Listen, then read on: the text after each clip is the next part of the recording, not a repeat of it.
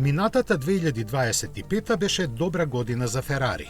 Продажбата, која изнесуваше 13.640 возила, безмалку се задржа на ниво од претходната година, но затоа приходите порасна на 7,1 милиарди евра.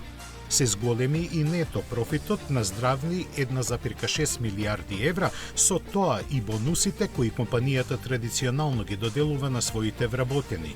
Тие годинава ќе изнесуваат дури 14.900 евра.